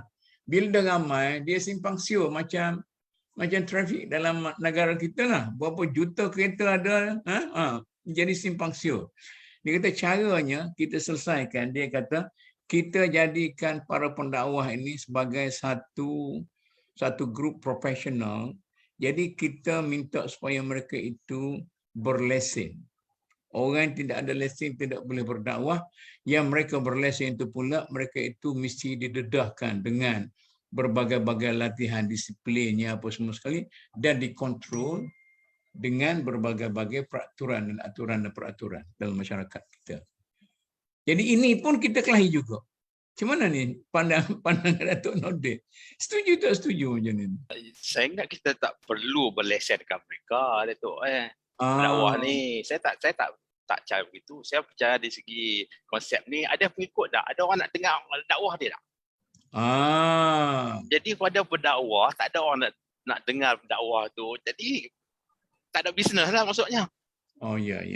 Adakah menjadi pendakwah ni ada satu jadi profession dia Datuk sebut tadi. Adakah dia sebagai satu untuk profession mencari makan? Yalah. Jadi macam tu lah. Kalau jadi jemakan tu jadi tu saya tak setuju kan, patut dilesenkan. Tak apalah, patut segi kerajaan melihat kalau ramai pendakwah, tengok siapa yang didapati berdakwah cara yang tidak mengerti cara-cara Islam, ya. Masa itu majlis ulama patut beri hadapan lah, beri pandangan. Ya. Kalau dakwah, saya tengok dari efek dia pendakwah ni. Apa ada efek dia kepada masyarakat, khususnya masyarakat Islam? Adakah dia memecah belahkan atau membuat ajaran sesat kepada orang Islam? Kita lihat segi itu. Kalau itu selalu dia buat benda tu, jadi saya ingat majlis ulama ni lebih mengetahui ini salah di Islam. Jadi kita patut tahankan dia. Ya. Jadi kalau sampai satu tempoh yang orang rakyat Malaysia kata ini pendakwah sendiri auta ya, tak cakap dah tu. Ya, bila sampai taraf macam tu, macam di United Kingdom jadi Amerika kan, macam cakap agama ni mana ada follower sangat pun. Kalau sampai taraf kita gitu, orang dah muak dengan pendakwah Islam tu, maksudnya dia tak ada orang mengikut dia, jadi akan mati sendiri dia lah. Hanya kelompok kecil-kecil sajalah. Maknanya macam benda-benda lain lah, masalah ekonomi, masalah buka, bebas. Ni Datuk Yusof ni dia bukan ustaz ni, tetapi dia popular dari segi dakwah. Kita tanya dia macam mana dia jaga supaya dia boleh jadi popular dan okey di kalangan masyarakat. Macam mana tu? Saya tidak tahu ada popular ni. Hanya mungkin kerana pendekatan saya ni bukan saya sebagai seorang ahli sains, saya suka membuat analisis secara saintifik lah mungkin. Macam tadi lah, macam kalau Datuk Mu sebut tentang kita ada ramai pendakwah sampai hingga Belanda ke highway ni. Cuba kita kategorikan pendakwah kita di beberapa kategori. Satu kategori pendakwah yang memang pendakwah, ada ilmunya, ada etikanya, ada apa semuanya. Ini satu kategori. Yang satu ni pendakwah tetapi dia nak popular. Maka dia reka macam-macam nak popular. Sebab popular tu isinya tak ada apa pun. So kita kena train kepada orang yang mendengar ceramahnya itu, datangnya itu kamu nak dengar lawak dia ke? Kamu nak dengar popular dia ke? Kamu nak menyelesaikan masalah kamu. Kamu dapat ilmu. Jadi kita masuk satu kategori ni. Yang kategori yang seterusnya adalah pendakwah yang nak make money ni. Yang nak menggunakan dakwah ini sebagai satu profession yang Datuk Awang sebut ni. Okey, kalau nak satu profession, kita letakkan satu profession. Sebab dalam bidang yang disebut sebagai counselling, dia ada orang dah beritahu, kaunselor ni tak boleh sembarang orang. Nanti kamu nasihat dia macam lain pula. Lalu dia minta orang yang layak saya untuk jadi kaunselor. Jadi kita letakkan dulu yang ramai-ramai, yang sokol ramai. Kita tengok dulu yang bersokol ramai ni, benarkah mereka ini betul-betul berwibawa untuk berdakwah? Jadi kena datanglah, tak boleh datang saya. Kena datanglah apa yang konten yang kamu nak beri. Kalau diminta saya untuk bagi fardu ain itu, saya kata ramai lagi ustaz yang boleh. Tapi kalau kita nak bincang macam tadi lah, saya sebut tadi born or bury, that is my analysis. Itu analisis saya. Berkenaan dengan isu yang sekarang ini bertengah masyarakat. Sebab ada orang datang-datang, oh haram ni. Saya kata sampai begini, sampai bila orang Islam nak belajar, nak berada di tengah-tengah masyarakat so-called yang kita ini multiracial, multi-religion, dan minta menghormati antara dengan lain. So, saya tak mengatakan bahawa kita perlu terima ideologi itu. Of course, ideologi tak terima. Mana ada roh yang nak pergi makan gitu. Tak ada. Kita tak ada sistem kepercayaan kita pun. Tapi kita buat sedikit scientific analysis. Jadi mungkin dengan pendekatan saya ini ada orang yang suka, jadi terimalah. Masalahnya suka tak suka itu cerita lain. Masalahnya berkelahi. Dan saya pun mengambil pendekatan itu. Pendakwah ni dia bagi pandangan saja. Dan akhirnya nak merubahkan kita Allah Ta'ala. Jadi kita mengharapkan bahawa apa yang kita bagi, analisis yang kita buat ini, analisis yang boleh mendatangkan kebaikan dan mampu untuk orang berfikir macam itu. Itu yang kita harapkan. Jadi kerana pendakwah ini kena tanya dulu apa yang dia bawa. Sebab mendakwah ini maknanya kita sedang melakukan proses tajdid kepada orang. Proses pembaharuan, proses reform orang itu. Jadi kalau setakat nak menyanyi-nyanyi, nak lawak-lawak, mampu tak kita ubah dia? Tanyalah. Pemain ketawa saya. Dan malang sekali kalau saya nak sebut di sini, minta maaflah kalau yang ada ni, kita gunakan agama sebagai platform untuk lawak-lawak ni. Bagi malang. Sebab dakwah agama Islam ini serius. Menegakkan kebenaran, mencegah kebatilan, ini sesuatu yang serius dan sesuatu yang besar. Ini tugas dakwah dai yang sebenarnya. Jadi kepada saya, jadi pandangan ini adalah pandangan sebab saya malah nak sebut banyak lah nanti saya. Yalah. Okey, saya nak masuk kepada kita simpulkanlah. Ambil masa sikit seorang Cik Arun, mulakan buat kesimpulan sikit. Kemudian Datuk, kemudian Datuk Nordin, kemudian Datuk Isuk. Okey Datuk, masalah saranan lah. Ya, saranan. Masalah yang utama sekali yang berlaku sekarang ini ialah tentang, kalau kita lihat pada asasnya itu tentang kekeliruan ilmu, ya, dan ataupun kehilangan adab. Jadi yang berlaku ini, ya, soal tentang menyalahgunakan agama untuk kepentingan, ya, sama ada peribadi atau politik untuk tujuan-tujuan yang sebagainya itu, ya, dia bermula daripada masalah kekeliruan ilmu dan kehilangan adab itu sendiri. Jadi kalau kita balik kepada basic itu, ya, apakah tujuan seperti mana yang Datuk cakapkan tadi itu? Apa tujuan kita berdakwah sebenarnya? Ya, untuk memandaikan masyarakat, untuk memandaikan ummah, mengeluarkan ummah daripada kejahilan.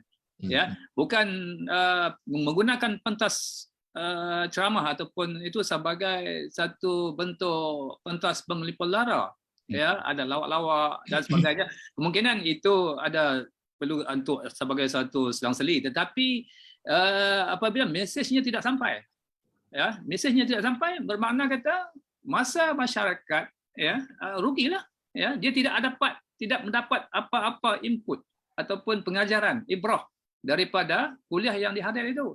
Dan masyarakat kita ini, ya, kita tidak memberikan satu ruang supaya mereka berfikir, ya. Ceramah ini, ya, asasnya adalah untuk orang mendengar, tetapi kita tidak membuka ruang untuk orang berfikir, berbahas, ya. Pada masa yang sama juga masyarakat kita ini malas membaca. Jadi bila malas membaca, dia hanya mendengar saja. Jadi ini yang menjadi masalah dia. Apabila penyampaian itu tersasar daripada dalam konteks yang sebenarnya yang dikehendaki dalam tradisi ilmu, maka dia akan menjadi satu masalah kepada masyarakat. Dia akan melahirkan masyarakat yang berkelompok-kelompok, ya, yang akhirnya tidak sampai kepada satu kepahaman. Kerana apa? Kerana agama ini, ya, tidak disampaikan secara yang fakta, ya, secara fakta yang sahih, ya. Dia main andai-andaian dia main ikut-ikut pandangan dia baca sikit-sikit, kemudian disampaikan kepada masyarakat. Benda-benda Israeliat, benda-benda yang seperti ini memang masyarakat suka dengar cerita-cerita, kan? Tetapi ini akhirnya yang membawa kepada bangsa, kepada masyarakat apabila golongan pendakwah ataupun penceramah ini tidak prepare, ya, ketika nak menyampaikan tugasan mereka itu, mereka tidak buat homework dulu, ya, setakat baca kitab-kitab kemudian dia huraikan, ya, itu saja. Jadi apakah kesan ataupun impak kepada masyarakat terhadap isi-isi ceramah yang disampaikan itu. Jadi fenomena ini kita melihat bahawa memang Islam ataupun peminat-peminat kuliah maghrib, kuliah subuh, kuliah duha dan sebagainya banyak, tetapi sifatnya sahala, ya. Masyarakat didedahkan dalam bentuk hanya mereka itu adalah mendengar, bukan memikir, ya, bukan membaca, bukan berbahas. Jadi inilah yang menyebabkan bahawa senang, ya, masyarakat mudah untuk diintroduksi, didoktrin, ya, didoktrinate, ya, apabila penceramah-penceramah tadi itu, ya, menggunakan kesempatan itu untuk membawa kepentingan masing-masing. Okey, terima kasih Cik Harun. Datuk Nordin. Ya Datuk, dah cakap banyak dah, jadi Yalah, sikit itu saja, saya kan? simpul tu. Okey, pertama sekali saya menghormati Institut Ulama sebagai reference point kita. Okey. That's it. Okey. Lagi jadi institusi pendakwah ni, yang dakwah bagi saya ni dia banyak kategori. Okey. Jadi kalau Datuk kata siapa ramai yang macam cakap Harway tu, saya rasa ini terletak kepada rakyat di Malaysia, khususnya orang-orang Melayu Islam kita. Ya. Bagaimanakah respon mereka terhadap pendakwah ini? Bagi saya pada hari ini, pada keseluruhannya lah, kita untuk mendapat satu ilmu sebagainya banyak senang pada zaman sekarang ni. Kita boleh pergi di ceramah-ceramah macam forum perdana, dan juga kita boleh request masuknya. Bukan dia orang mencari kita boleh request sekarang ni kalau kita ada satu masalah. Jadi kita boleh rujuk balik kepada institusi ulama ni lah yang saya hormati, saya sanjung begitu tinggi sekali. Ya, jadi pendakwah ni kalau tidak ada sekarang masa ni lah, tidak ada elemen negatif bagi rakyat, biarlah mereka teruskan. Seperti sekarang ni kalau ada respon daripada masyarakat. Ya. Jadi kalau sampai satu taraf lampau dakwah ni mudaratkan segi agama kita ni, masa tu kerajaan perlu masuk campur. Dan apa yang dibangkitkan patut dirujuk balik kepada institusi ulama sebagai reference point kita. Jadi, dengan cara itu kita boleh teruskanlah. Yang dakwah ni up to the people sebenarnya tu. Saya sebut tadi kan. Kalau ada respon dia berjalan, walaupun dia buat lawak ke apa sebagai profession, cari duit ke apa, itu isu lain. Kalau orang nak ikut tak apalah, sebagai hiburan bagi dia, tapi jangan dipermainkan agama Islam masa berdakwah. Itu yang kita perhatikan. Itu ya Datuk. Clear. Terima kasih banyak. Kita akhir ni Datuk Yusof. Pergi kepada topik ni sebenarnya yang saya cuba ikuti petang ni kerana saya tertarik dengan tajuk kita ni. Ya. Ulama dan pendakwah masih lagi gian untuk bertelagah. Ya. Dua-dua perkara ni besar ni, Datuk. Ya. Pendakwah, saya Tak apa lah, lepas tu kita bincang lah, lain kali pula kita cari satu sudut. tajuk ni agak menarik. Bukan menarik saja, tapi sepatutnya kita garap dia lah. Sebab kalau tanpa dakwah, Malaysia tak jadi macam ni. Okay. Kita tak mampu nak jadi macam ni. Kerana orang, para da'i lah yang membawa ini. Malah mereka lah yang bawa Islam ke rantau ini. Dengan tujuannya satu saja. Iaitu nak mengembalikan kita menjadi khalifah Allah yang baik. Untuk kembali kepada Allah, menjalankan tugas dan sebagainya. Yang keduanya ulama. Ulama pun dia warisatul anbiya, Ustaz beritahu kepada saya. Dan banyak kali Allah Ta'ala sebut dalam Quran, hal yastawil ladzina ya'lamun wal ladzina la ya'lamun. Apakah sama mereka berilmu dan mereka tak berilmu? Kemudian dalam ayat yang lain Allah Ta'ala tanya, Allah Ta'ala sebut fas'alu ahla dzikri in kuntum la ta'lamun. Kalau saya baca ayat ini seolah-olah ulama itu bukan dirujuk kepada yang faham fiqh dan akidah, yang ilmu kod atau ilmu agama saja. Sebab agama itu merentasi pelbagai bidang. So, termasuk semua bidang lah. Kalau nak buat bangunan, kena tanyalah engineer. Yang tak boleh tanya ustaz. Jadi sekarang ini yang kita bertelagah, yang bertelagah ini manusia. Saya fikir ilmu yang berhubung dengan kemanusiaan ini perlu kita bincangkan bagaimana untuk kita sama-sama. Kalau kita menyebut bahawa di sana masih ada pertelingkahan dan perbalahan ini, memang akan ada lah. Sejak Rasulullah wafat memang ada, sepanjang zaman akan ada. Tetapi kita tak mau pertelingkahan ini mendominasi sehingga dia menggugat perancangan kita untuk membangun negara, untuk membangun keluarga. Jadi kalau setakat sedikit perbezaan pendapat, itu tak ada masalah. Tapi kalau hingga menjejaskan pembangunan negara, wang kita habis karenanya, dan masa yang kita berikan untuk perhatian kerana pertelingkahan ini terlalu besar, saya ingat memang wajar kita ambil tindakan lah. Tapi kalau nak ditanya kepada saya, apakah masa ini sesuai atau tidak lagi nak ambil tindakan, apakah kita masih nak menunggu, kita masih banyak jalan. Kalau saya tengok dalam sistem pendidikan lah, sistem pendidikan di Malaysia lah, kalau banding dengan zaman saya dulu dengan zaman sekarang ni, ramai anak-anak remaja yang tahu agamanya. Saya tengok cucu saya pun dengan tulisan Jawi dia pakai hebat. Tapi dalam masa yang sama, isu dadah juga hebat. Isu yang berulang. Jadi maknanya ada sistem yang kita perlu buat untuk membangunkan negara kita ini dalam landasan yang benar, dan dia memberi kemakmuran bukan hanya kepada orang Islam tetapi kepada orang-orang yang bukan Islam, kepada siapa saja yang menaungi di bawah satu pemerintahan yang kita bawa ini. Tetapi kita tidak sangguplah. Minta maaf, kita tidak sangguplah untuk melihat ulama dan juga pendakwah ini terus-menerus bertelingkah. Stoplah itu. Okey. Minta maaf.